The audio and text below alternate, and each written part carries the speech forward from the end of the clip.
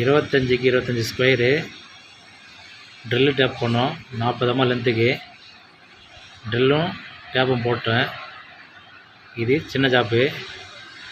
அதேமாதிரி பார்த்தீங்கன்னா 16க்கு 16 ஸ்கொயரு இதுலேயும் வந்து drill tape M8 6.8 drill M8 tape பண்ணணும். இதுலேயும் அதே மாதிரி தான் 14 mm ட்ரில்லு 16 டேப் பண்ணணும். ஆனால் எஸ்எஸ்ன்றதுனால 14.2 தான் போட்டுருக்கேன் ட்ரில்லு. டேப் வந்து 16.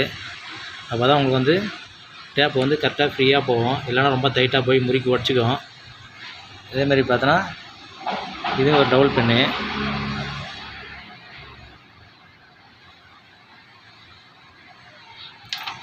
இதேமாரி இது ஸ்டெப்பு புஷ்ஷு. இதில் வந்து ட்ரில்லு கேட்டாங்கன்னா இது வந்து சும்மா ஸ்டெப்பு மட்டும் ஒரு 18 mm ஸ்டெப்பு மட்டும் 20 mm சைஸு 15 mm ஸ்டெப்பு மட்டும் கேட்டாங்க. அதேமாரி 15 எடுத்து ஒரு 16 18 போட்டு வச்சுருக்கேன். அது பிரச்சனை கிடையாது. ஓகே. அடுத்தது பார்த்தீங்கன்னா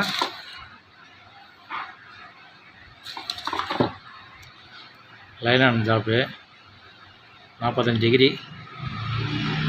வச்சு ட்ரில்லு போடணும். ட்ரில்லை போட்டாச்சு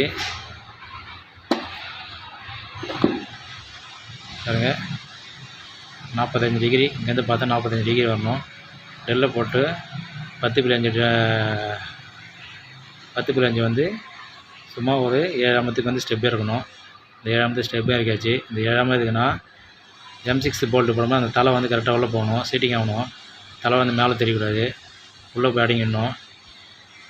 ஓகே. இன்றைக்கி வேலை இது தான். இன்றைக்கி வேலை முடிச்சாச்சு. நாளைக்கு வேலையை நாளைக்கு ஒரு புது வீடியோவில் போட்டு வேறு எதுவும் அனுப்புகிறேன். ஓகே. பாய். நன்றி. வணக்கம்.